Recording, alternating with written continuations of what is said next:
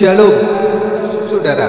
Sebelum kita masuk di dalam pembahasan firman Tuhan, mari kita membaca di dalam kitab Yakobus.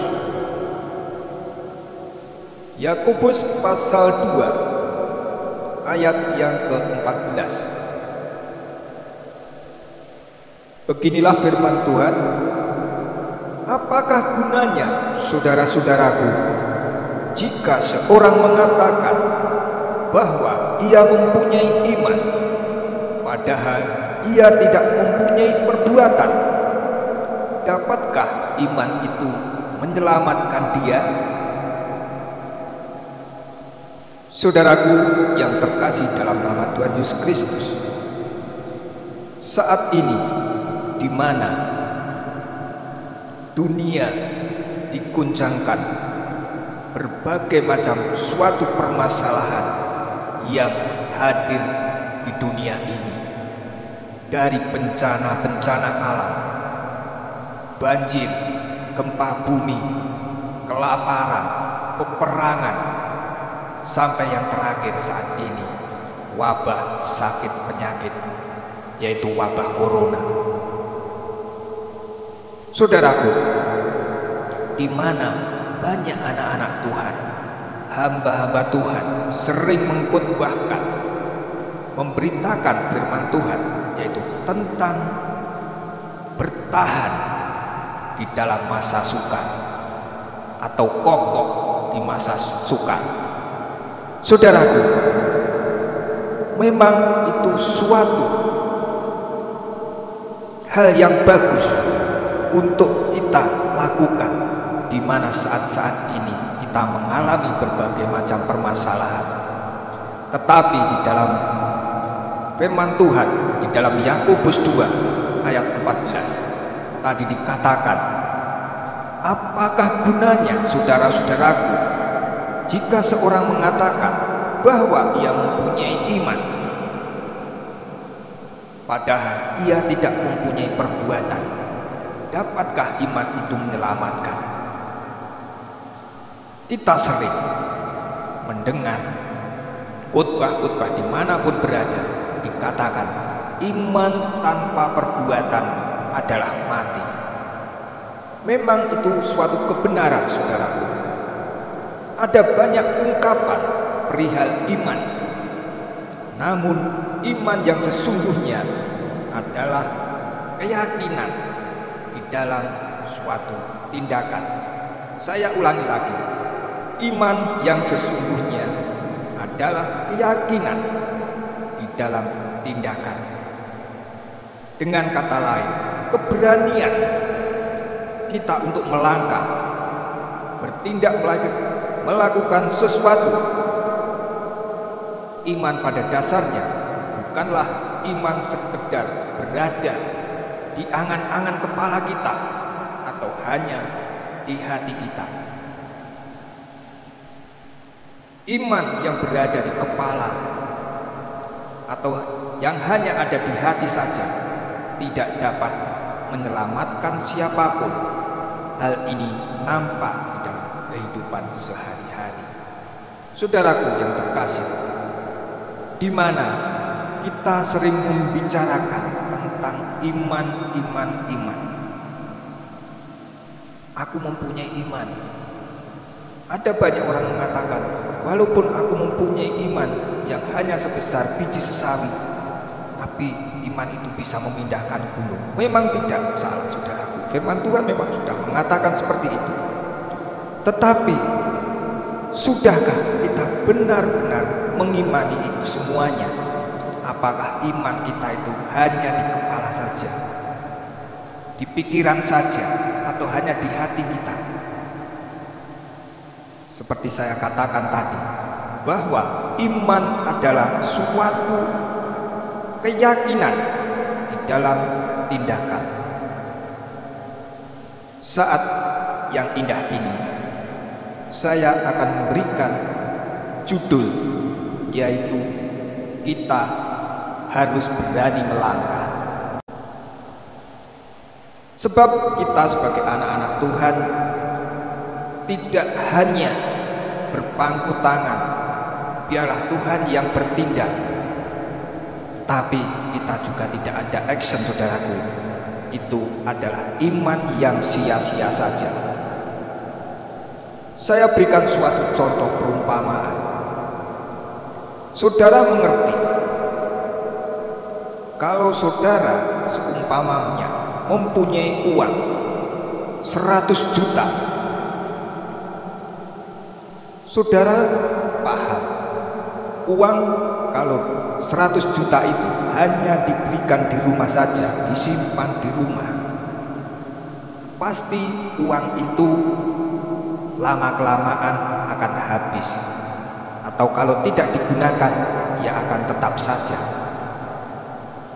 Tetapi kalau dia, uang itu dimasukkan ke dalam suatu bank, maka uang itu akan mendapatkan bunganya.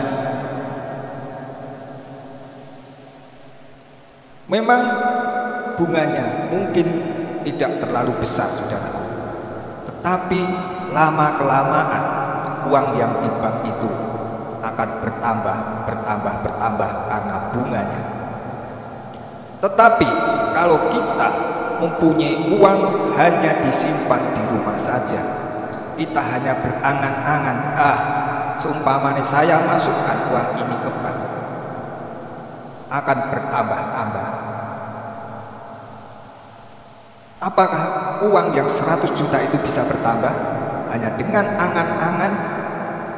angan-angan di kepala saja. Tidak, saudaraku. Begitu juga di dalam kehidupan kekristenan kita. Kita sering sebagai anak-anak Tuhan mempunyai iman yang seperti ini, hanya mempunyai keinginan, angan-angan di dalam hati mereka, di kepala mereka, tetapi tidak ada suatu tindakan. Saudaraku, seperti di dalam Yakobus 2 ayat yang ke-17 dikatakan, demikian juga halnya dengan iman. Jika iman itu tidak disertai perbuatan, maka iman itu pada hakikatnya adalah mati. Saudaraku, firman Tuhan dengan tegas dikatakan, iman tanpa suatu perbuatan pada hakikatnya adalah mati, sia-sia.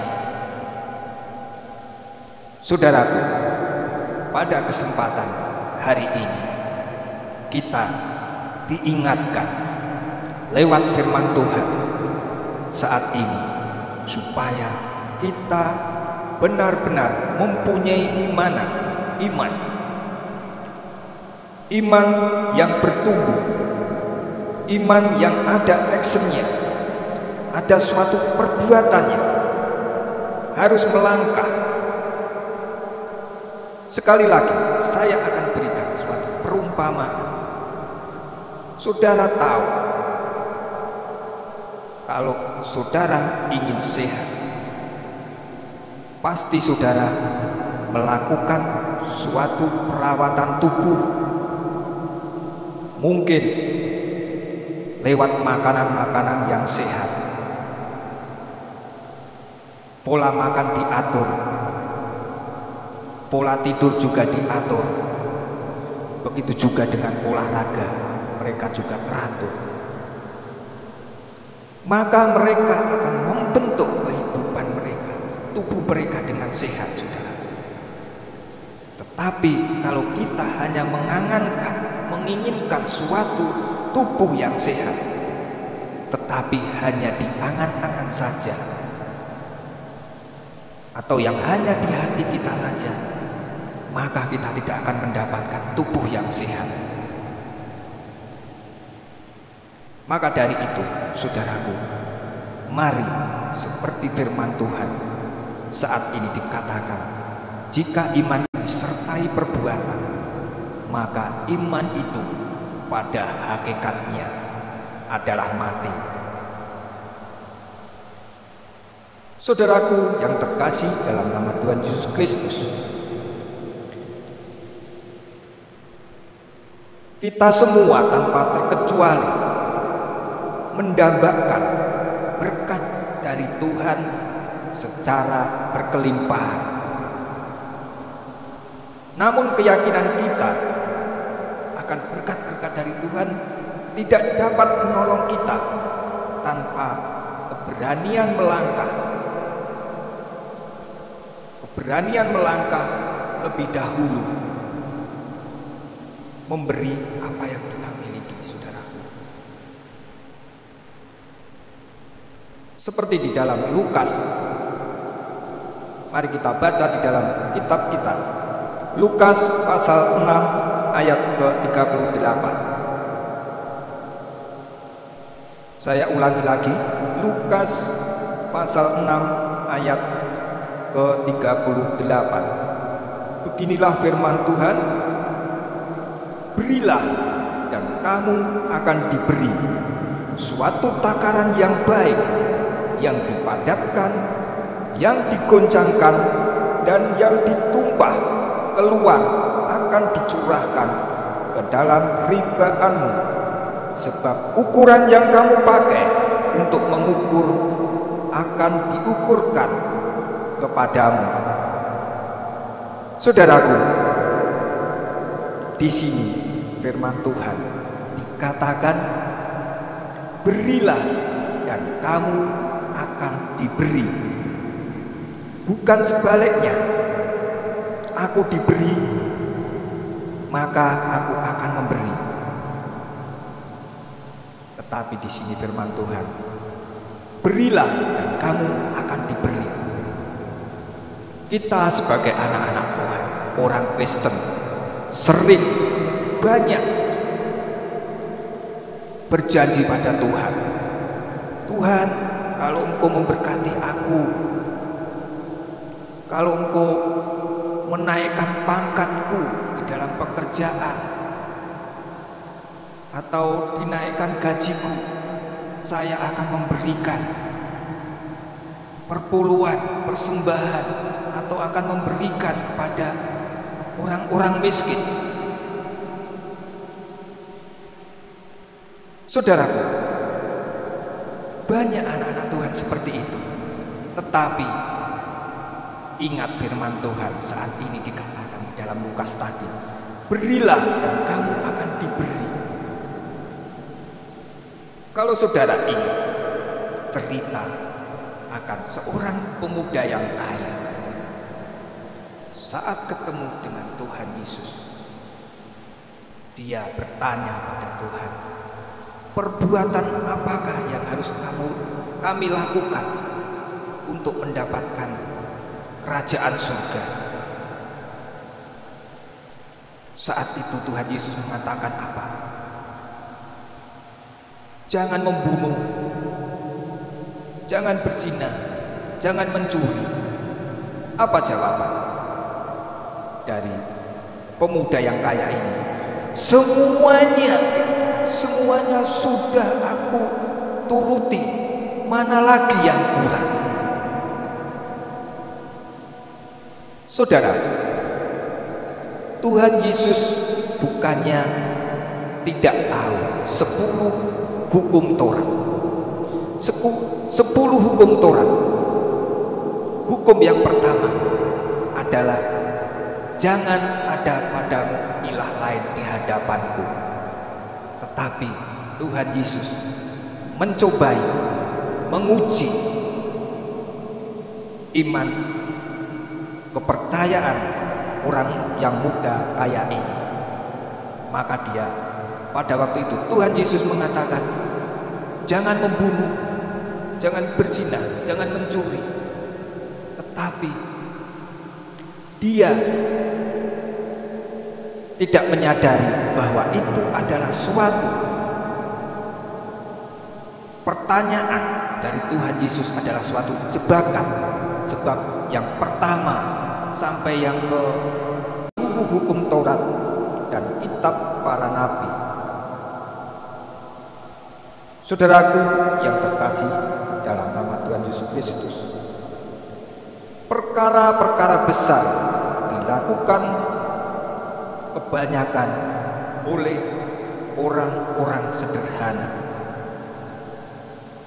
karena keberanian mereka untuk melangkah. Saudaraku, kalau kita melihat banyak perkara-perkara besar dapat dilakukan oleh orang-orang yang sederhana. Sebab kalau orang yang sederhana cara berpikirnya, dia itu aku harus berani melangkah, harus berani melakukan suatu tindakan. Kalau aku tidak berani melakukan suatu tindakan atau action, saudara, maka kehidupanku pasti akan tetap seperti ini saja. Maka dari itu, saudaraku, perkara-perkara besar sering malah dilakukan oleh orang-orang yang sederhana karena keberanian mereka untuk melangkah. Iman yang mereka miliki adalah iman yang siap menanggung resiko. Iman mereka adalah iman yang mendorong mereka bukan saja siap untuk kehilangan harta benda, harga diri, tetapi nyawa mereka pun mereka pertaruhkan. Saudara, kalau ingat di dalam Kisah Para Rasul, saudaraku, kalau kita melihat cerita-cerita dari para rasul, terutama Rasul Paulus, saudaraku, pada saat yaitu Rasul Paulus di kota Roma,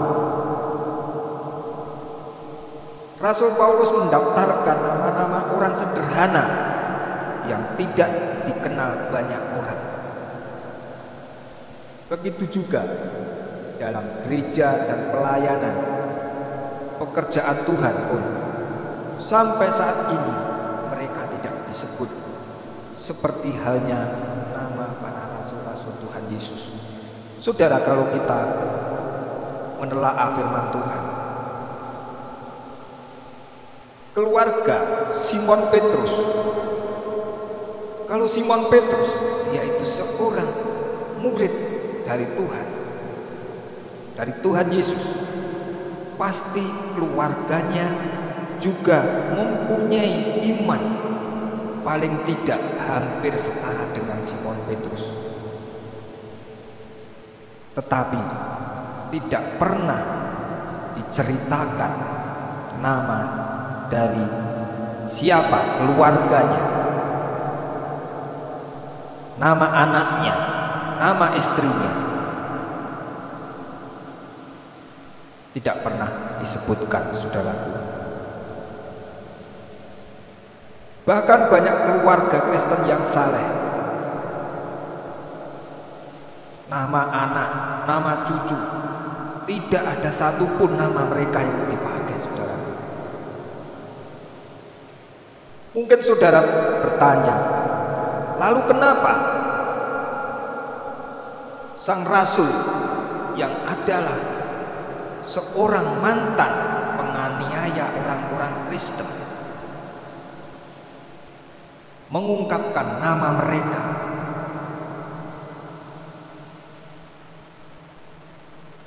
Saudaraku yang terkasih dalam nama Tuhan Yesus Kristus, Rasul Paulus kita tahu latar belakang mereka.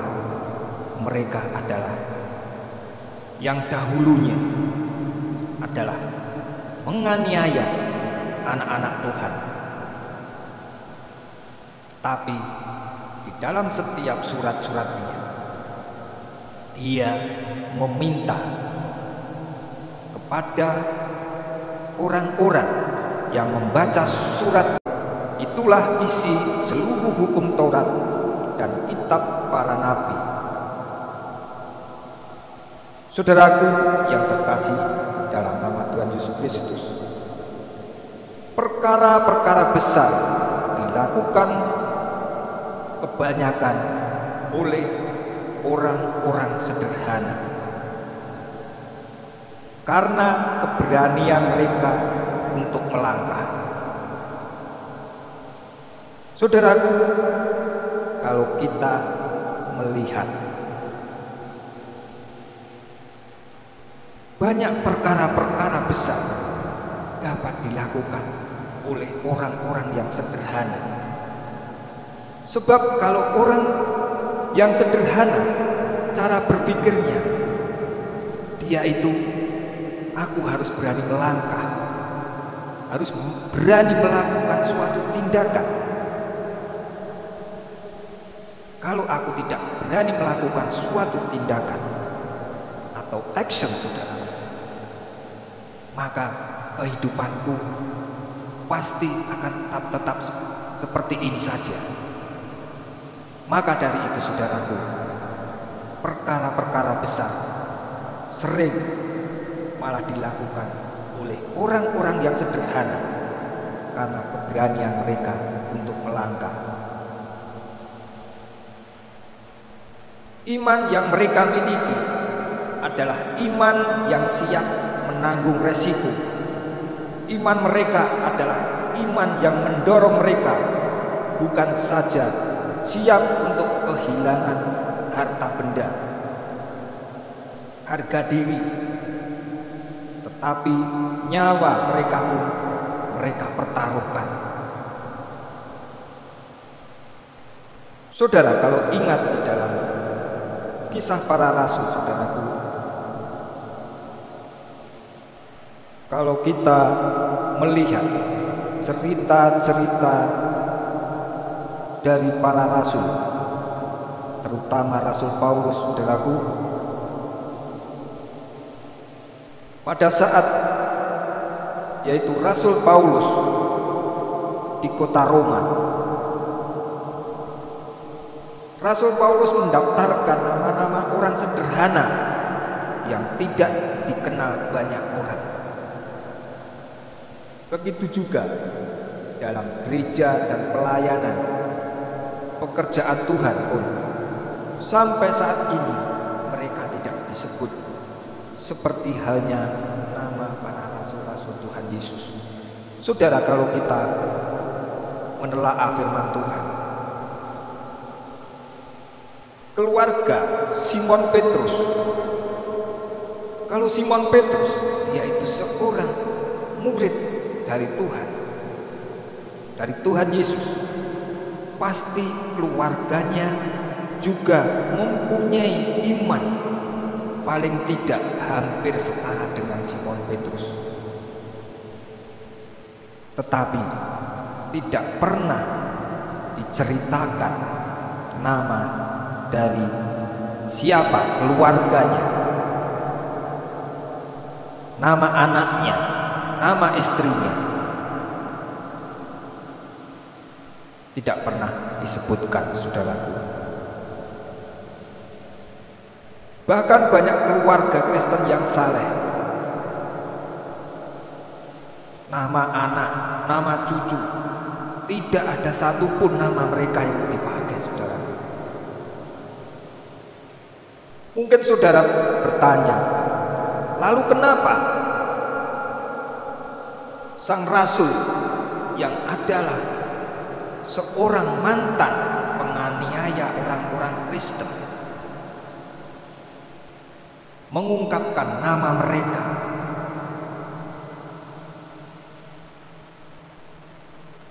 Saudaraku yang terkasih dalam nama Tuhan Yesus Kristus, Rasul Paulus kita tahu latar belakang mereka.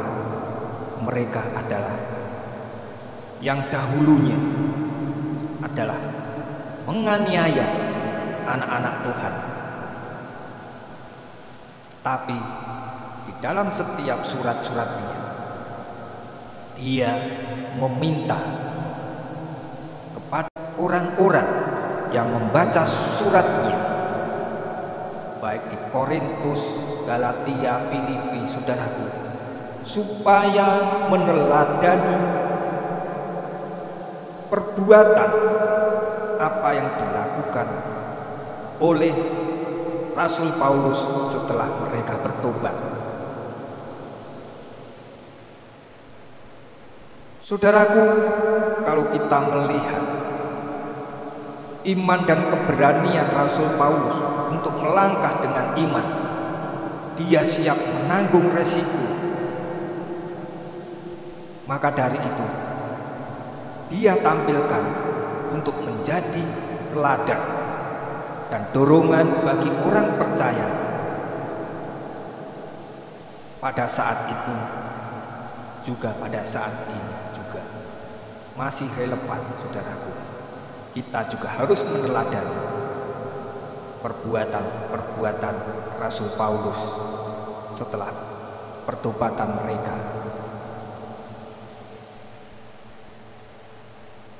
Saudaraku yang terkasih dalam nama Tuhan Yesus Kristus, kita harus berani melangkah, baik di dalam kehidupan keseharian kita.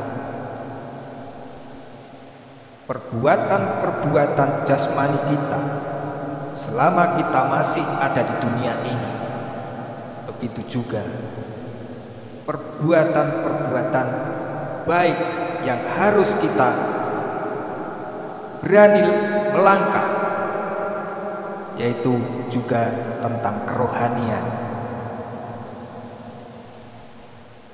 Saudaraku, keberanian melangkah memerlukan suatu keteladanan. Keberanian melangkah memerlukan suatu keteladanan atau contoh. Jika kita lahir dan dibesarkan di dalam keluarga atau lingkungan yang pemberani, maka secara otomatis kita menjadi pemberani dan siap melakukan hal-hal yang beresiko tinggi. Kebanyakan saudaraku, para pria atau laki-laki memiliki sifat pemberani ini, walaupun juga tidak sedikit para wanita mempunyai sifat yang pemberani. Tetapi di sini dikatakan, karena itu para pria dengan gampang menjadi contoh karena mempunyai sifat pemberani dan tidak takut terhadap resiko yang ditimbulkan. Karena itu Raja Daud pernah menasehati, yaitu anaknya Salomo, saudaraku, untuk bersikap seperti laki-laki. Kalau kita baca di dalam kitab Raja-Raja, saudaraku, dikatakan, aku ini akan menempuh jalan segala yang fana, maka kuatkanlah hatimu dan berlakulah seperti laki-laki. Begitu juga dalam nasihat jemaat Tuhan di kota Korintus, saudaraku, supaya setiap jemaat tetap teguh di dalam iman kepercayaan mereka pada Tuhan. Rasul Paulus mengambil tokoh laki-laki sebagai contoh dan keteguhan dan kekuatan, saudara. Di situ dikatakan, berjaga-jagalah, berdirilah dengan teguh dalam iman, bersikaplah sebagai laki-laki dan tetap kuat.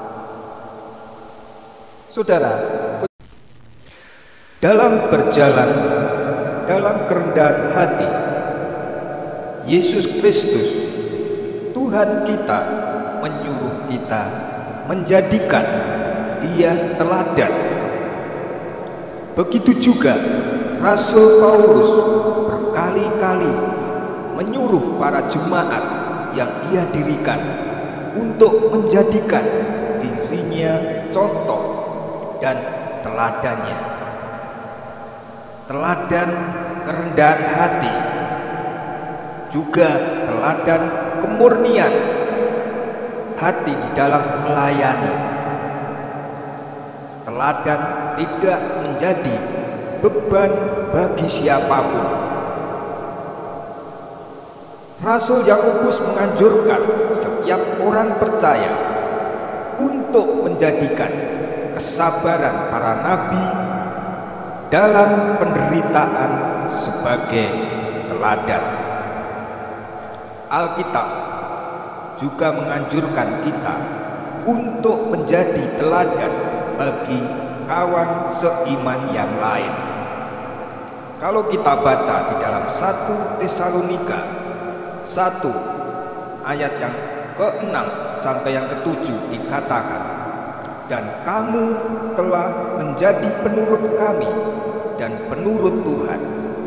Dalam penindasan yang berat, kamu telah menerima firman itu dengan sukacita yang dikerjakan oleh Roh Kudus, sehingga kamu telah menjadi teladan untuk semua orang yang percaya di wilayah Makedonia dan Akhaya.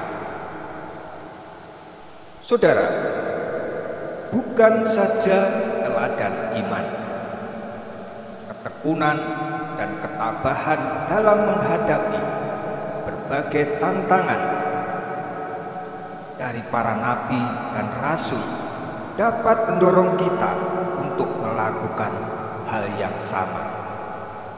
Tetapi teladan keberanian untuk melangkah dengan iman dari mereka dapat dijadikan teladan di dalam kehidupan kita sehari-hari. Jika saja Sadrak, Mesak, dan Abednego tidak berani melangkah dengan iman ke dalam dapur api yang dibuat oleh Raja Nebukadnezar 7 kali lebih panas, bila saudara membaca di dalam kitab Daniel, maka mereka tidak melihat mujizat dan pertolongan Tuhan. Perkara besar yang terjadi bagi Nebukadnezar, para wakilnya, para penguasa, para bupati, dan para menteri-menterinya juga menyaksikan keajaiban yang Tuhan buat.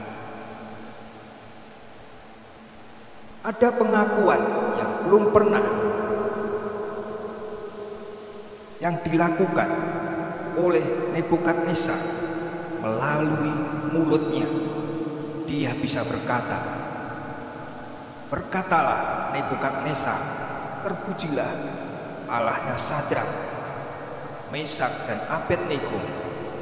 Ia telah mengutus malaikatnya dan melepaskan hamba-hambanya yang telah menaruh percaya kepadanya dan melanggar titah raja, dan yang menyerahkan tubuh mereka karena mereka tidak mau memuja dan menyembah Allah manapun kecuali Allah mereka.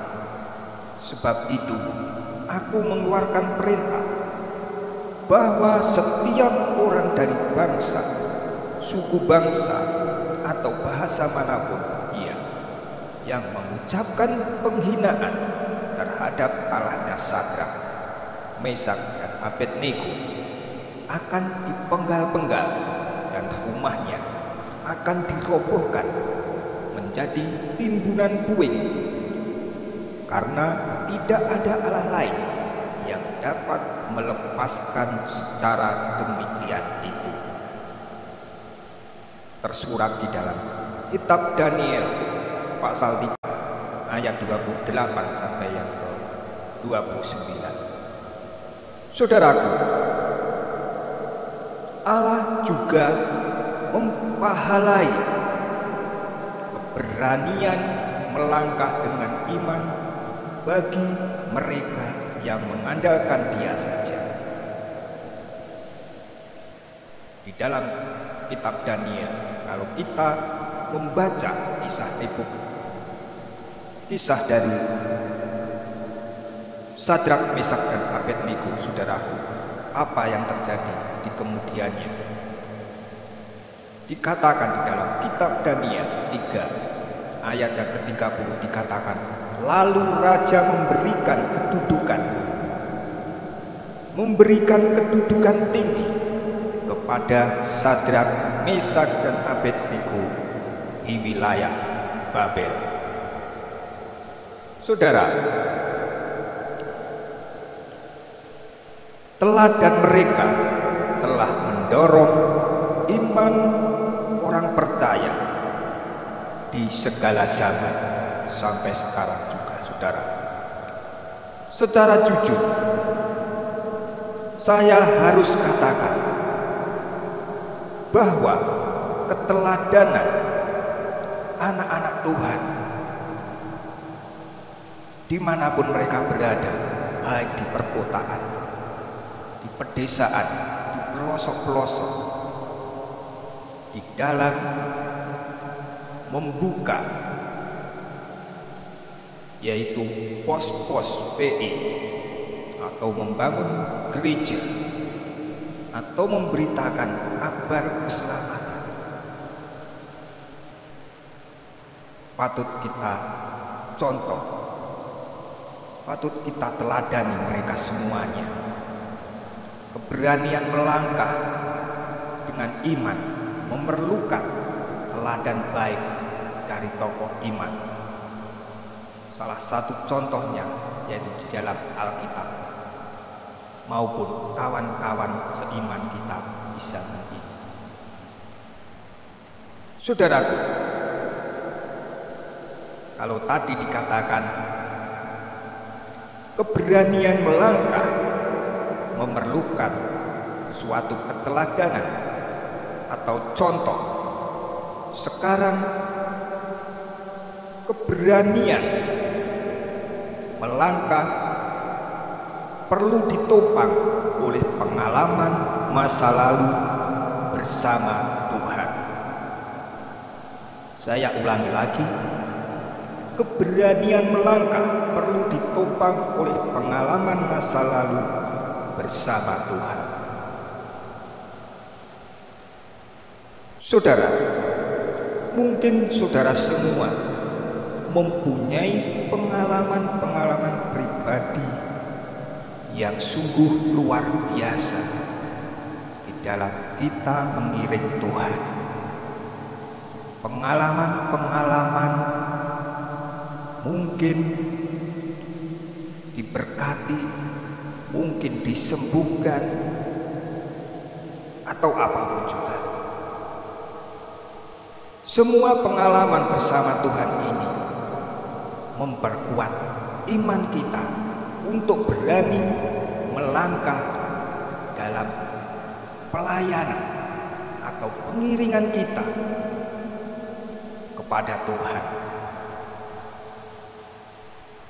Saya yakin, saudaraku,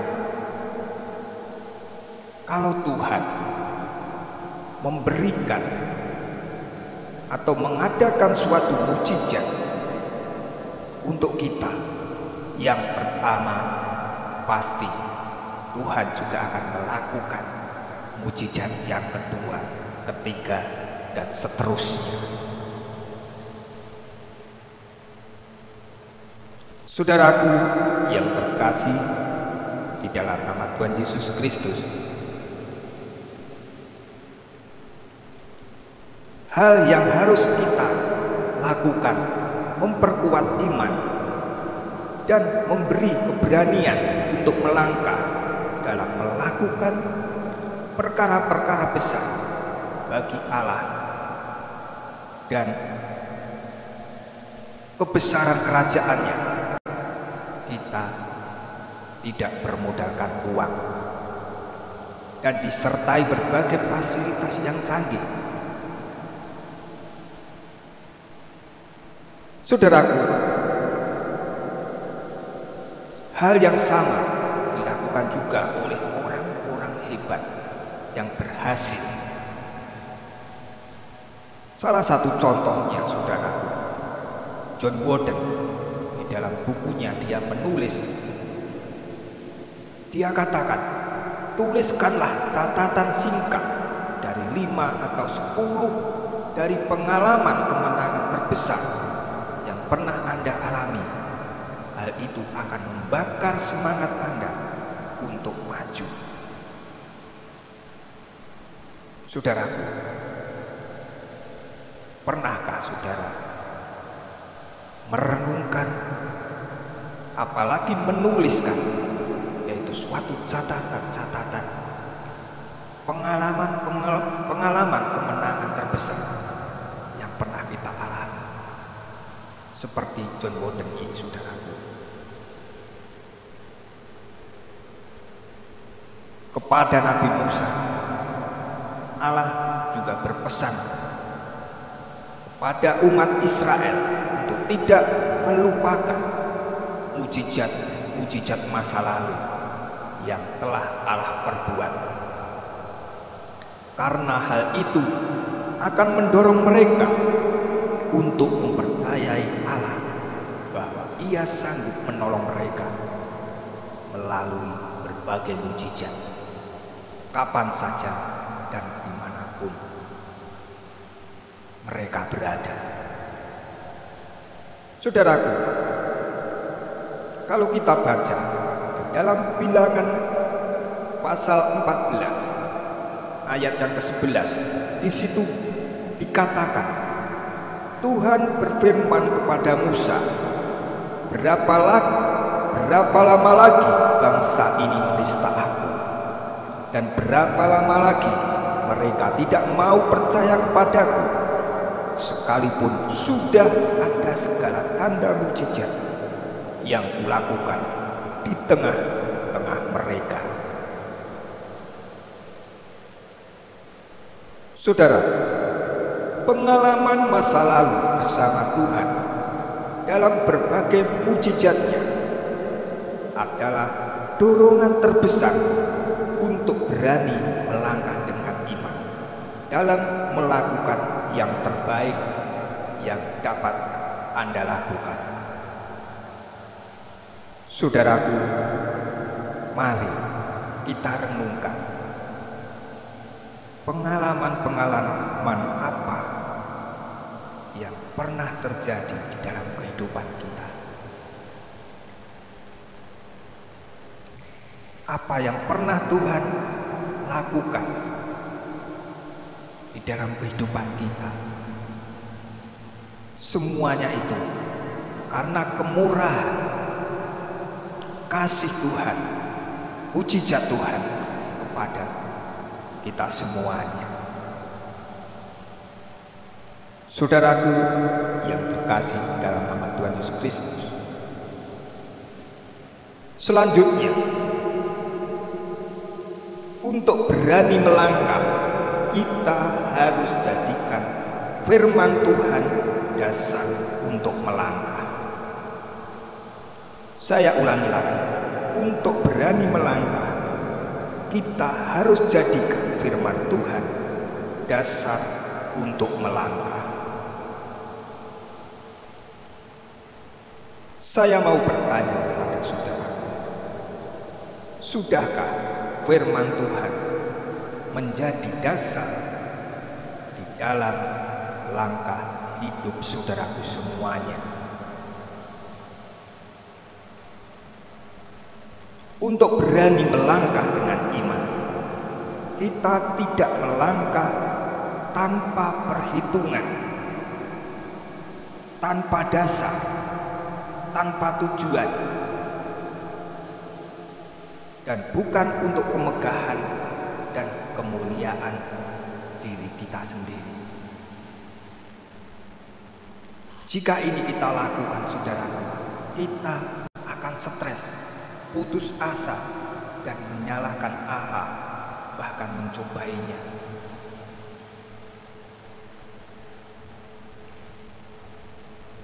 Dalam melakukan hal-hal besar di dalam pelayanan,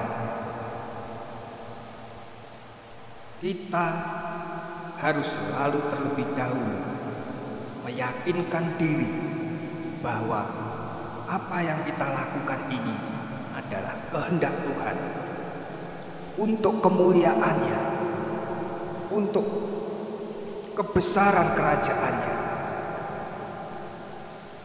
dan juga untuk keselamatan banyak orang.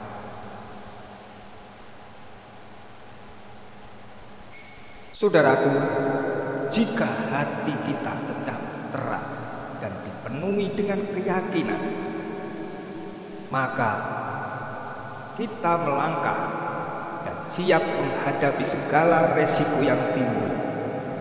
Apapun bentuk tantangan yang timbul, akan kita hadapi bersama-sama dengan Tuhan.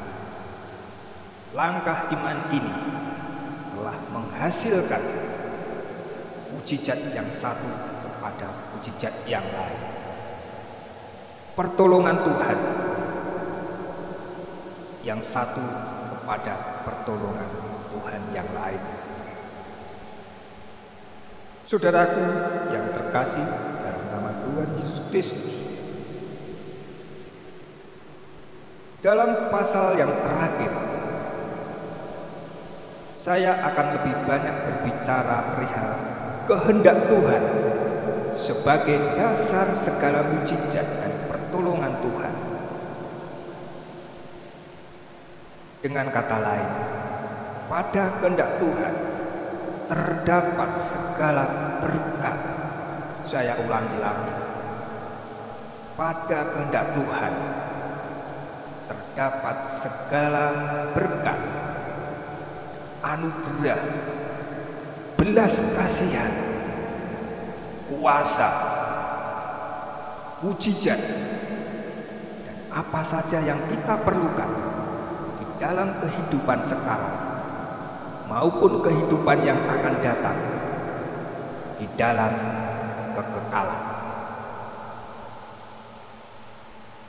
Rasul Petrus dapat berjalan di atas air karena ia jadikan apa yang dikatakan Tuhan Yesus sebagai dasar dari keberaniannya untuk melangkah.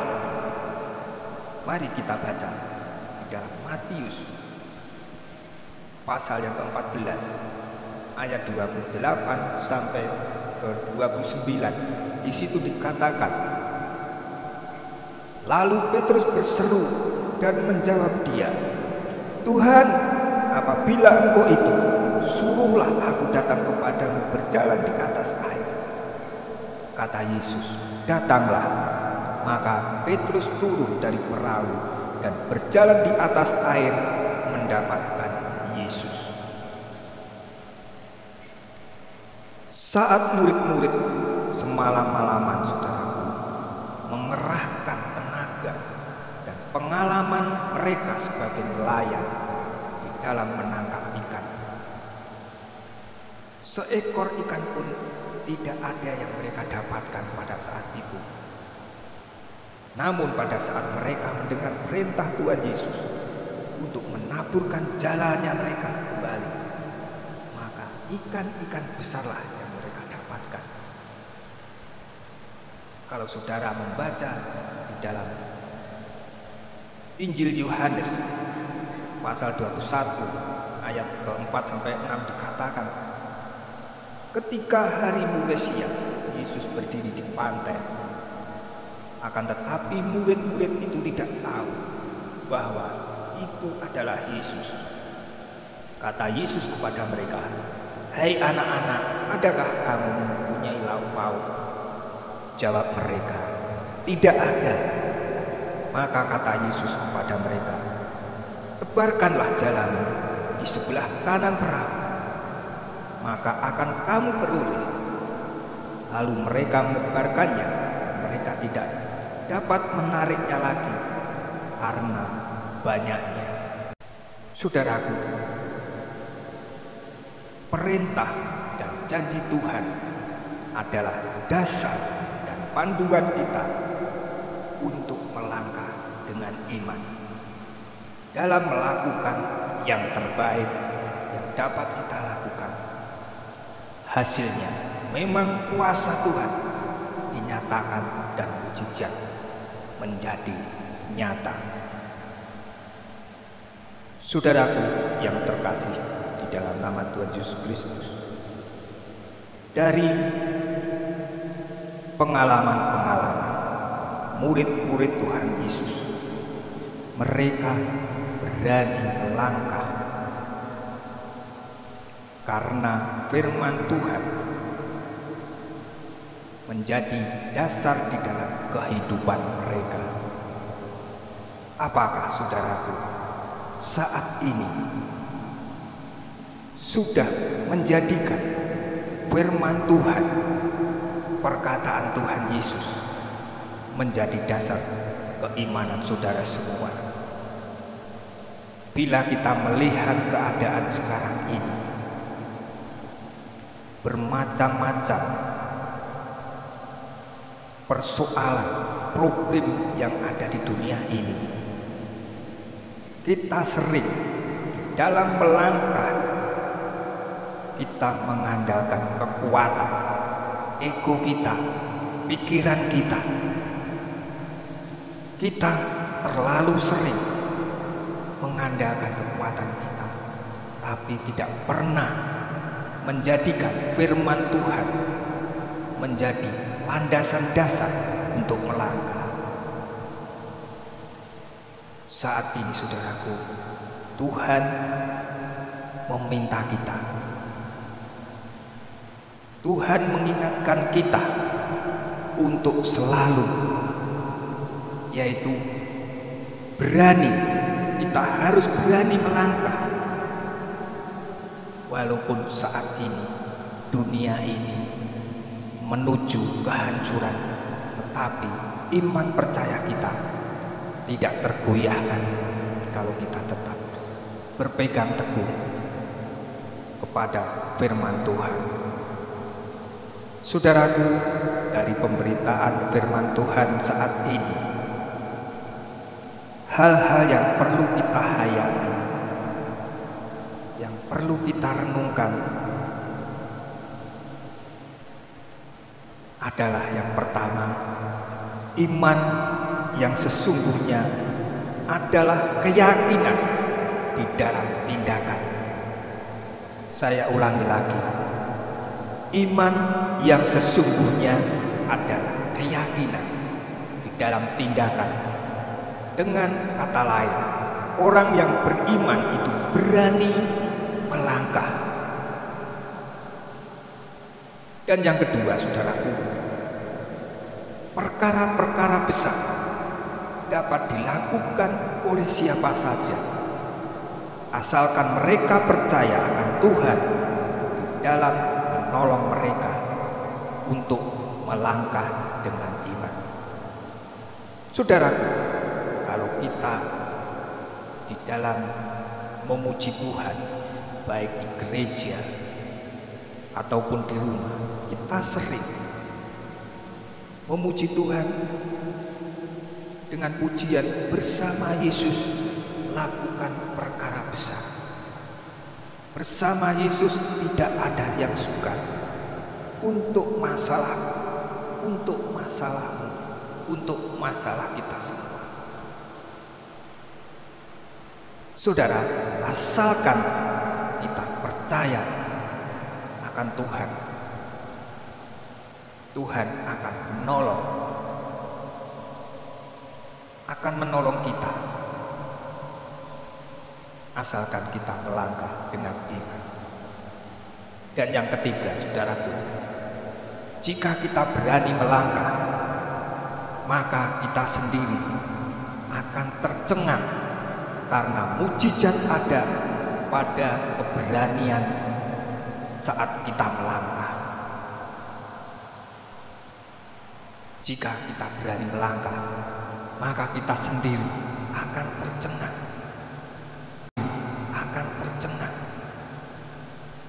Karena mukjizat ada pada keberanian di dalam kita melangkah.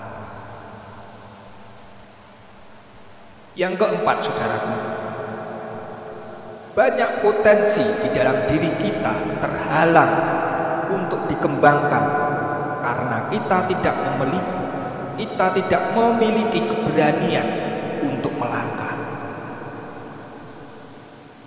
Mari saudaraku, potensi diri kita yang kita miliki, talenta apapun yang telah Tuhan berikan kepada kita, kita harus berani kembangkan. Kita harus berani untuk melangkah, maka Tuhan akan menambahkan talenta kita.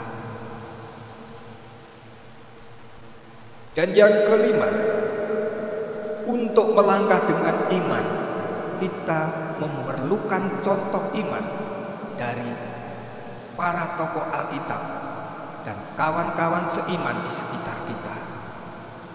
Seperti firman Tuhan tadi saya katakan, kita harus mencontoh seperti Sadrak, Mesak, Abednego, saudaraku.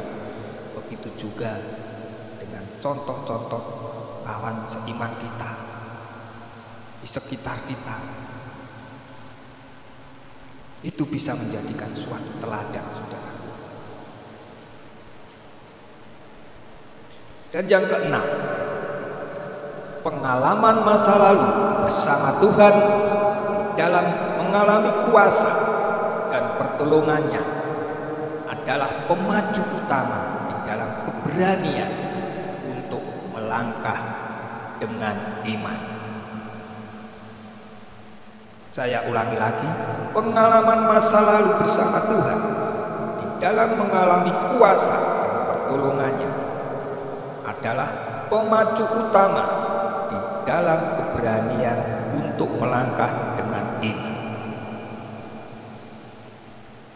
Dan yang ketujuh, yang terakhir saudaraku, perintah Tuhan dan kehendaknya lah dasar dan tujuan untuk melangkah dengan iman. Perintah Tuhan dan kehendaknya lah dasar dan tujuan untuk melangkah dengan iman. Saudaraku yang terkasih di dalam nama Tuhan Yesus Kristus, kiranya firman Tuhan saat ini kita harus berani melangkah walaupun keadaan dunia yang tidak menentu. Mari kita pegang teguh firman Tuhan.